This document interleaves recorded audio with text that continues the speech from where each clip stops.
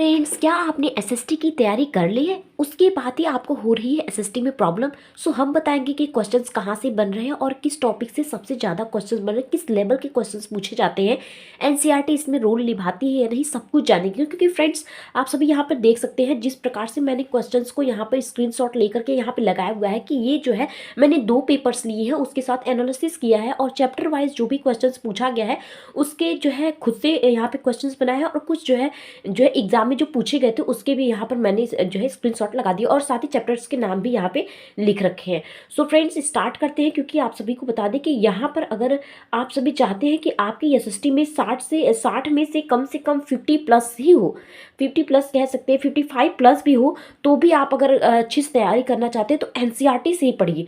मैं आप सभी को बता रही हूँ कि आपको करना क्या है। यहाँ पर देखिए, सबसे पहले हम आपको दिखाएंगे कि एनसीईआरटी में ज़्यादातर आपका जो है एसएसटी में ज़्यादातर एनसीईआरटी से ही पूछे गए क्वेश्चंस हैं और उसके मैं प्रूफ भी लेकर आई हूँ। ये है आपका जो है क्लास 6 के एनसीईआरटी जो है ज्योग्राफी का और सारे चैप्टर्स है। सौर मंडल में पृथ्वी, ग्लोब अच्छा से देशांतर, पृथ्वी की गतियां, मानचित्र, पृथ्वी के प्रमुख परिमंडल और हमारा देश भारत। ठीक है, यहाँ पे तो आपके हो जाते हैं टॉपिक्स, कौन कौन से विषय वस्तु है। ठीक है, उसके साथ ही यहाँ पे आप जब हम बात करेंगे कि क्वेश्चंस क्या है, क्वेश्चंस सौरमंडल से पूछा किस तरीके से जा रहा है। तो फ्रेंड्स, आपने सौरमंडल पढ़ा होगा और सौरमंडल में आप सभी को पता है कि कौन कौन से खगोलीय पिंड आते हैं। देख सकते हैं यहाँ पे साफ साफ खगोलीय पिंड से क्वेश्चंस पूछा गया है। और यहाँ पर देख सकते हैं, अगर आपने सौरमंडल पढ़ा होगा तो आप सभी को पता होगा कि सौरमंडल में सूर्य, ग्रह, उपग्रह, क्षुद्र ग्रह, उल्का पिंड सभी आते हैं। तो ऑप्शन इसका 3 ही सही है। ठीक है, इस तरीके से क्वेश्चन पूछा गया है। तो हमने यहाँ पे लिख भी रखा है कि खगोलीय पिंड किसे कहते हैं। तो सूर्य, चंद्रमा तथा वे सभी वस्तुएं जो रात के समय आसमान में चमकती है उसे खगोलीय पिंड कहते हैं। तो क्वेश्चन ये नहीं है कितना शॉर्ट्स में देगा, लेकिन फ्रेंड्स आप ये समझिए कि अगर एक लाइन आप पढ़ते हैं ना तो आपका स्टेटमेंट में जो 4 ऑप्शंस दिए जाते हैं उसके बाद पूछता है कि इसमें से कौन सा नहीं है, तो उस 3 वाले के लिए आपको फायदे हो जाएंगे फ्रेंड्स। इसलिए ये इस तरीके से पढ़ना बहुत ज़्यादा जरूरी है। ये एनसीईआरटी से ही दिया गया है और साफ साफ पूछा गया था कि किन किन ग्रहों के चारों ओर जो होते हैं छल्ले पाए जाते हैं। तो फ्रेंड्स, एनसीईआरटी के चैप्टर नंबर यहाँ पे देख सकते हैं, फर्स्ट ही चैप्टर नंबर है और उसके साथ ही सेकंड पेज पे ये क्वेश्चन दिया गया था कि किन ग्रहों के चारों ओर जो छल्ले पाए जाते हैं। तो ये बृहस्पति, शनि और यूरेनस इसका राइट आंसर हो जाएगा। और फ्रेंड्स, आप सोचेंगे कि मैं एनसीईआरटी क्यों बता रही हूँ, तो इसलिए आपको प्रूफ भी तो दिखा दिया मैंने फ्रेंड्स कि ये जो है एनसीईआरटी से ही सीटेट में क्वेश्चंस बनते हैं। अगर आप जो है 60 नंबर के लिए परेशान है तो अभी भी समय है, एनसीईआरटी पढ़िए। अगर नहीं पढ़ पा रहे, आपके पास एनसीईआरटी नहीं है, तो आप हमें कमेंट करिए। आपको जो है मैं एक क्लास लेके आऊँगी जिसमें एनसीईआरटी हिस्ट्री और ज्योग्राफी दोनों कवर करा दूंगी। ठीक है, हिस्ट्री और ज्योग्राफी से ज़्यादा क्वेश्चन पूछे जाते हैं, पॉलिटी से कम बनते हैं और साथ ही पेडागोजी रहता है ना। तो यहाँ पर अगर हम बात करें तो किस ग्रह को पृथ्वी के जुड़वा ग्रह के नाम से जाना जाता है। फ्रेंड्स, आप सभी जानते हैं कि पृथ्वी के जुड़वा ग्रह को, शुक्र ग्रह को यहाँ पे जुड़वा जो है बहन के रूप में जाना जाता है। वहीं पे सूर्य से तीसरा सबसे नजदीक ग्रह कौन सा है। फ्रेंड्स, आप सभी को ग्रह के नाम पता होना चाहिए और सबका क्रम पता होना चाहिए। ठीक है, तो तीसरा सबसे बड़ा ग्रह जो है वो पृथ्वी है।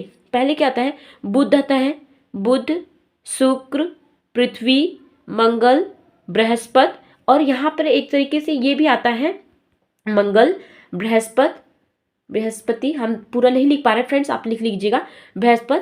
उसके साथ ही शनि, अरुण और वरुण। ठीक है, ये आ जाते हैं। ये तो आपका क्रम है, मैं आगे पीछे लिख दी हूँ बट क्रम ऐसे ही है। उसके बाद अब बृहस्पति, मंगल और बृहस्पति के बीच जो है क्षुद्र ग्रह पाए जाते हैं। ये भी क्वेश्चंस काफ़ी ज़्यादा पूछा जाता है, तो ये भी आप याद रखिएगा। साथ ही यहाँ पे पूछा गया है कि सभी ग्रह सूर्य के चारों ओर किस प्रकार के पथ पर चक्कर लगाते हैं। ये क्वेश्चन पूछा जा रहा है कि सभी ग्रह है जो सूर्य के चारों ओर किस प्रकार के पथ पर चक्कर लगाते हैं। तो फ्रेंड्स, जब सूर्य के चारों ओर चक्कर लगा रहे हैं तो यहाँ पे अगर हम सूर्य मान लेते हैं, फ्रेंड्स आप सबको सिर्फ समझाने के लिए बता रहे हैं, यहाँ पे सूर्य है और यहाँ पे ग्रह है। ठीक है, तो यहाँ पे जब स्वयं ग्रह उपग्रह ग्रह का चक्कर लगाता है तो उसे जो है परिग्रह जो है उसे कहते हैं वित्तीय पथ, यानी कि अपने ही मार्ग पर करना। ठीक है, लेकिन और उसके साथ ही इसको लघु वृत्ताकार पथ बोलते हैं। लेकिन यहाँ पर बात की जा रही है सूर्य के चक्कर लगाने के लिए चारों तरफ, तो ये हो जाता है आपका दीर्घ वृत्ताकार पथ। ऑप्शन नंबर डी इसका राइट आंसर हो जाएगा। नेक्स्ट क्वेश्चन की बात करें तो यहाँ पर आप देख सकते हैं चैप्टर नंबर 3 है ग्लोब। ग्लोब से क्वेश्चंस काफ़ी ज़्यादा पूछा गया और ये chapter very very important, mark कर लीजिएगा फ्रेंड्स, ये काफ़ी ज़्यादा, क्योंकि इससे क्वेश्चंस काफ़ी पूछे गए हैं। यहाँ पर आप देख सकते हैं ग्लोब के, यहाँ पर क्वेश्चन दिया गया कि एक ग्लोब पर खींची गई रेखाओं के अच्छा सा देशांतर के रूप में जाना जाता है। ये रेखाएं किस उद्देश्य के लिए पूरा की जाती हैं ऑप्शन नंबर सेकंड यानी पृथ्वी पर स्थानों को ढूंढने में सहायक होती है, यही सही आंसर होगा। उसके साथ ही हमारी पृथ्वी का वास्तविक निरूपण प्रतिरूप है वो होता है ग्लोब, ऑप्शन नंबर 4 इसका राइट आंसर हो जाएगा, ठीक है। उसके साथ ही यहाँ पर आप देख सकते हैं शीत कटिबंध किसके नजदीक पाया जाता है। तो फ्रेंड्स आप जब वृत्त यहाँ पे पढ़ते हैं 0 डिग्री विषुवत वृत्त होता है, उसके साथ ही कर्क रेखा ऊपर होती है 23.5 डिग्री, ठीक है, यहाँ पे 23.5 डिग्री, इधर 23.5 डिग्री जो होती है मकर होता है। उसके साथ ही यहाँ पे जो है 66.5 डिग्री होता है, इधर भी साथ उत्तर दक्षिण में। यहाँ पे जो भाग होता है वो शीत कटिबंध क्षेत्र होता है, यानी इसे कहते हैं ध्रुव, उत्तरी ध्रुव ये होता है दक्षिणी ध्रुव। तो ऑप्शन नंबर डी इसका राइट आंसर हो जाएगा। नेक्स्ट है कि ग्लोब पर 2 प्रमुख रेखाओं को क्या कहा जाता है। तो फ्रेंड्स यहाँ पर देख सकते हैं ये ग्लोब हमने बना के आप सभी दिखाते हैं, ये वाली जो रेखाएं होती हैं इसको बोलते हैं अक्षांश रेखाएं, ठीक है, ये वाली रेखाएं। लेकिन आपको खड़ी रेखाएं जो देखने के लिए मिलती हैं, क्षैतिज रेखाओं को बोलते हैं अक्षांश और उसके साथ लंबवत रेखाओं को बोलते हैं देशांतर। तो ये इसकी राइट आंसर हो जाएगा ऑप्शन नंबर 4 यानी डी जो है इसका राइट आंसर हो जाएगा, ठीक है। उसके बाद नेक्स्ट चैप्टर है जो है पृथ्वी की गतियाँ। इससे किस तरीके से क्वेश्चन पूछे वो भी मैं आप सभी को बता देती हूँ। यहाँ पर आप देख सकते हैं कि पृथ्वी की गतियों के संदर्भ में क्वेश्चन पूछा गया है कि निम्नलिखित में से ए तथा बी पर विचार करें तथा सही विकल्प का चुनाव करें। पृथ्वी का अपने अक्ष पर घूमना घूर्णन कहलाता है, ठीक है। पृथ्वी का अपने अक्ष पर घूमना, हमने आप सभी को बताया कि पृथ्वी यह अगर पृथ्वी है अपने ही अक्ष पर अगर घूम रही है तो वह घूर्णन होता है। लेकिन पृथ्वी अपने अक्ष पर घूमते हुए जब सूर्य का परिक्रमा करती है तो उसको बोलते हैं परिक्रमण, ठीक है। क्या बोलते हैं उसको? परिक्रमण बोलते हैं। इसको बोलते हैं घूर्णन और परिभ्रमण बोलते हैं फ्रेंड्स। परिभ्रमण, घूर्णन का ही दूसरा नाम होता है परिभ्रमण, इसको याद रखिए। इससे एक क्वेश्चन बनेगा ही बनेगा। और उसके बाद जब आप मेरे ये लेक्चर देख लेंगे एग्जाम में जब आपका आएगा ना तो कमेंट में आकर जरूर कहेगा कि यस मैम आपने कहा था और आया भी है, ठीक है। तो पहला क्वेश्चन, पहला स्टेटमेंट तो सही है, लेकिन फ्रेंड्स दूसरा क्या कह रहा है? दूसरा कह रहा है कि पृथ्वी का अक्ष एक काल्पनिक रेखा है, ये बात तो सही है, लेकिन अपनी कक्षा पर, अपनी कच्ची सतह पर 23.5 डिग्री का कोण नहीं बनाती फ्रेंड्स। यहाँ पर होगा 66.5 डिग्री का कोण बनाती है, इसीलिए यहाँ पर सेकंड गलत होगा, ऑप्शन नंबर ए यानी कि ए ही इसका सिर्फ राइट आंसर होगा, केवल ए सही है। मैं इसका प्रूफ भी आप सभी को दिखा देती हूँ। यहाँ पर आप देख सकते हैं पृथ्वी की गतियों के संदर्भ में, और सीटेट में ये क्वेश्चन पूछा भी गया है। मैंने यहाँ पे जो है एनसीईआरटी की कटिंग दी है। यहाँ पर देख सकते हैं पृथ्वी का एक काल्पनिक रेखा है जो इसकी कक्षीय सतह से 66.5 डिग्री का कोण बनाती है। तो ये वेरी इंपॉर्टेंट है और ये एग्जाम में स्टेटमेंट के थ्रू भी पूछ सकता है, ठीक है। वहीं अगर हम आगे बढ़े तो यहाँ पर देख सकते हैं हमने जो इस चैप्टर से इंपॉर्टेंट क्वेश्चंस बन पा रहे थे उस तरीके से मैंने क्वेश्चन नहीं बनाया, लेकिन हाँ लाइन बाय लाइन आप सभी को समझाने की कोशिश कर सकते हैं फ्रेंड्स। क्योंकि यहाँ पर देख सकते हैं 21 जून इंपॉर्टेंट डेट है। 21 जून को उत्तरी गोलार्ध में सूर्य की किरणें जो थी कर्क रेखा पर सीधी पड़ती हैं। वहीं पे अगर हम 22 दिसंबर की बात करें तो यह दक्षिणी गोलार्ध ध्रुवों में सूर्य की किरणें मकर रेखा पर सीधी पड़ती हैं। उसके साथ ही अगर 21 मार्च एवं 23 सितंबर दोनों डेट को देखें तो सूर्य की किरणें विषुवत वृत्त पर सीधी पड़ती हैं। हम आपको बताते हैं फ्रेंड्स कि आपको याद कैसे करना है। आप काफ़ी ज़्यादा कंफ्यूज हो गए होंगे। ये रहा ग्लोब, ठीक है। यहाँ पे अभी मैं थोड़ा सा नीचे करके आप सभी को समझा देती हूँ। यहाँ पे जैसे अगर ये रहा ग्लोब, ठीक है, तो यहाँ पे कह रहा है कि जो 0 डिग्री है, ठीक है, और ये जो उत्तरी है में है और इधर नीचे है यानी मकर रेखा की तरफ है, ठीक है। तो यहाँ पे जो 0 डिग्री है उसी को कह रहा है कि यहाँ पे कि सूर्य की किरणें विषुवत वृत्त पर सीधी पड़ती है। कब कब? 21 मार्च और 23 सितंबर को, ठीक है। 21 मार्च और 23 सितंबर को सूर्य की किरणें विषुवत वृत्त पर सीधी पड़ती हैं, ठीक है। तो यहाँ पे अगर हम ग्लोब को समझाएं तो यहाँ पे 0 डिग्री ये होता है विषुवत वृत्त। यहाँ पे 21 मार्च और 23 सितंबर को सूर्य की किरणें जो होती है सीधी पड़ती हैं यहाँ पे विषुवत वृत्त वाले क्षेत्र में। यहाँ पे उत्तरी एरिया और दक्षिणी ध्रुव की तरफ जो होती है 21 जून क्या होता है हमारा उत्तरी दिशा में आता है, ठीक है। और यहाँ पे 23 सितंबर ये यहाँ पे जो होगा आपका कौन सा था? एक था आपका 22 दिसंबर, सॉरी, ठीक है। 22 दिसंबर को जो नीचे वाला भाग था यहाँ पे आपका जो है 22 दिसंबर और ये हो जाएगा 21 जून और ये हो जाएगा आपका 23 सितंबर और उसके साथ ही एक और रहा होगा आपका 21 मार्च। ये दोनों जो है आपको याद रखना है, ठीक है। उसके साथ ही इससे बनने वाले क्वेश्चंस की बात करें तो यहाँ पर आप देख सकते हैं ऋतुओं में परिवर्तन पृथ्वी की किस गति के कारण होता है। तो ऋतुओं में परिवर्तन फ्रेंड्स परिक्रमण के कारण, हमने आप सभी को बताया कि जब अपने ही अक्ष पर, जब पृथ्वी अपने अक्ष पर घूमती है तो उसे परिक्रमण कहते हैं, सॉरी फ्रेंड्स, उसे परिभ्रमण कहते हैं, घूर्णन कहते हैं। जब पृथ्वी सूर्य के साथ अपने ग्रह पे घूमते हुए सूर्य के चक्कर लगाती है तो इसे परिक्रमण कहते हैं। ऑप्शन नंबर डी इसका राइट आंसर हो जाएगा। नेक्स्ट अगर हम बात करें तो गर्मी में क्रिसमस का पर्व जो है वो कहाँ मनाया जाता है, तो ऑस्ट्रेलिया। ऑप्शन नंबर डी इसका राइट आंसर हो जाएगा। ठीक है, नेक्स्ट क्वेश्चन की बात करें तो यहाँ पर आप देख सकते हैं चैप्टर नंबर हम आ चुके हैं 4th में, जो है मानचित्र। और ये काफ़ी ज़्यादा इंपॉर्टेंट हो जाता है कि मानचित्र में एक क्वेश्चन बहुत पूछा जाता है, मैंने लास्ट में लिखवाया भी है और वो बात करेंगे, लेकिन ये पेपर वाला बता दें पहले। यहाँ पे पूछा गया है कि अगर दक्कन के पठार की बात करें तो पठार किस चीज़ को पठार किस रंग से दर्शाया जाता है, तो पीले रंग से। यहीं पर अगर पर्वत की बारे में पूछ देता है तो वो आपका भूरे रंग का हो जाता है। ठीक है, हरे रंग से जो है पत्ते, हरियाली चीज़ें जो होती हैं वो आपकी वनस्पतियाँ हरे रंग से दर्शाई जाती हैं। ठीक है, वहीं अगर एक क्वेश्चन और पूछा गया है यहाँ पे कि एक ग्लोब पर खींची गई रेखाओं को अक्षांश और देशांतर के रूप में जाना जाता है, ये रेखाएं किस उद्देश्य को पूरा करती हैं। तो फ्रेंड्स अगर एक ग्लोब पर खींची गई जो रेखाएं होती है वो अक्षांश और देशांतर के रूपों में जानी जाती है। ये है अक्षांश रेखाएं, ये है देशांतर रेखाएं के रूप में जाती है। ये रेखाएं किस उद्देश्य को पूरा करती हैं, ये जो होती हैं पृथ्वी के स्थानों को ढूंढने में सहायक होती हैं। ये इंपॉर्टेंट है। ठीक है, सेकंड नंबर इसका राइट आंसर हो जाएगा। नेक्स्ट अगर हमें मानचित्र चैप्टर्स की बात करें तो 3 प्रकार के मानचित्र होते हैं। एक होता है भौतिक मानचित्र, एक होता है भौतिक मानचित्र, दूसरा होता है राजनीतिक मानचित्र और तीसरा होता है थीमेटिक मानचित्र।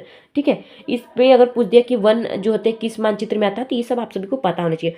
ये इन रंगों से क्वेश्चन ज़्यादा पूछा गया था इसलिए मैं ये लेकर के आई। यही इंपॉर्टेंट है फ्रेंड्स, यही इंपॉर्टेंट है कि आपको ये आता है। इसमें से एक जरूर पूछ सकता है।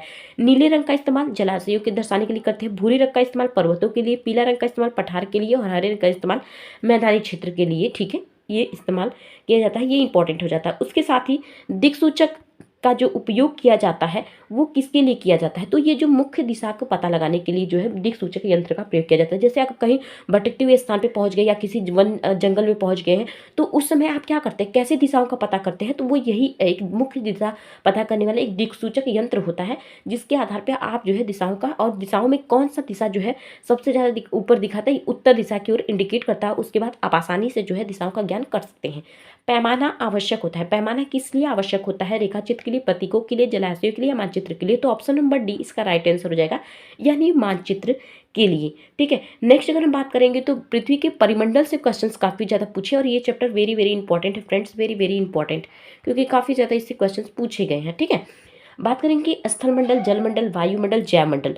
तो स्थलमंडल का संबंध किससे होते हैं, स्थलमंडल पे चट्टानें पाई जाती हैं, खनिज होते हैं। ठीक है, वहीं पर अगर जलमंडल की बात करें तो जलमंडल जल के विभिन्न स्रोत होते हैं। ठीक है, वहीं पर अगर सी नंबर की बात करें तो वायुमंडल जो होता है उसमें पादप और जीव पाए जाते हैं।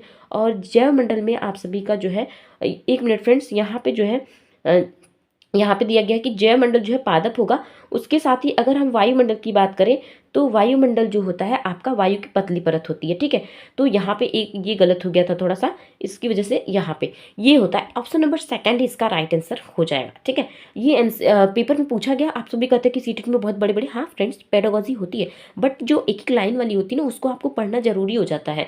वायुमंडल की किस परत में वायु की जो बहुत पतली परत पाई जाती है, ये फ्रेंड्स तो इंपॉर्टेंट है ही है, क्योंकि यहाँ पर जो है आप सभी को याद रखना है कि यहाँ पे जब वायु की पतली परत की बात करती है तो ये बहिर्मंडल होगा, समताप मंडल नहीं होगा फ्रेंड्स। बहिर्मंडल ऑप्शन नंबर सेकंड इसका, क्योंकि ये 2 बार क्वेश्चन पूछे गए हैं इसलिए इंपॉर्टेंट हो जाते हैं। उसके साथ ही इसी चैप्टर से क्वेश्चन ज़्यादा पूछा गया है। यहाँ पर देख सकते हैं पृथ्वी के चारों ओर फैली वायु की पतली परत को वायुमंडल कहते हैं। क्या चीज वायु को पृथ्वी पर आने से जो है रुकती है, सूर्य की उष्मा या चांद का गुरुत्वाकर्षण बल, पृथ्वी का गुरुत्वाकर्षण या पृथ्वी की चट्टानें या महासागर। सूर्य की उष्मा जो थी पृथ्वी पर आने से रोकती है। ठीक है, नेक्स्ट क्वेश्चन की बात करें तो निम्नलिखित में से वायुमंडल के अधिकांश में से कौन सी 2 गैसें पाई जाती हैं, तो फ्रेंड्स आप सभी को पता होना चाहिए कि नाइट्रोजन और ऑक्सीजन। नाइट्रोजन जो होता है वो 78% होता है फ्रेंड्स, सॉरी 78% और 21% जो होता है वो आपका ऑक्सीजन होता है।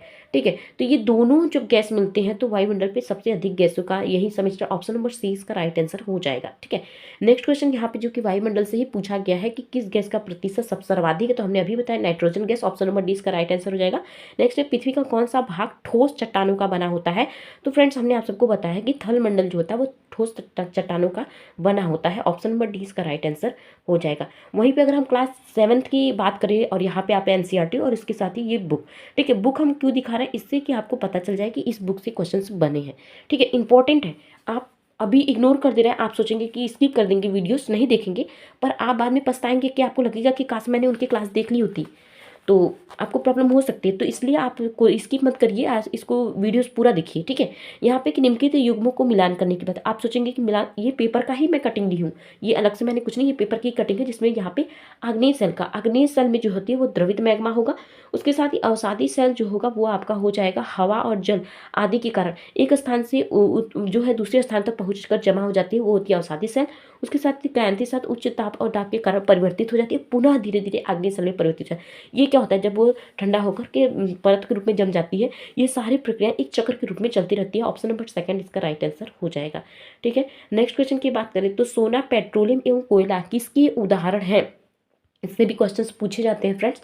और ये एनसीईआरटी के क्वेश्चंस मैंने लिखे, और मैंने आप सबसे कहा था कि मैं एनसीईआरटी को क्यों फोकस करूँ, क्योंकि एनसीईआरटी से क्वेश्चंस बनते हैं, आप उसे इग्नोर कर देते हैं एनसीईआरटी को, और एनसीईआरटी ही सीटेट की मेन कुंजी कह सकते हैं, क्योंकि इसमें एनसीईआरटी से क्वेश्चन बने। ऑप्शन नंबर डी इसका राइट आंसर हो जाएगा, खनिज, ठीक है। नेक्स्ट क्वेश्चन की बात करते हैं कि वह पराक्रम जिसमें जल लगातार स्वरूप बदलता रहता है और महासागर, वायुमंडल एवं स्थल के बीच चक्कर लगाता रहता है, वो कहलाता है जल चक्र। ऑप्शन नंबर डी इसका राइट आंसर हो जाएगा, ठीक है। नेक्स्ट क्वेश्चन की बात करें तो यहाँ पर अमेजन बेसिन, यहाँ से क्वेश्चंस काफ़ी ज़्यादा भर भर के पूछे गए हैं, और लद्दाख के बारे में क्वेश्चंस पूछे गए हैं फ्रेंड्स।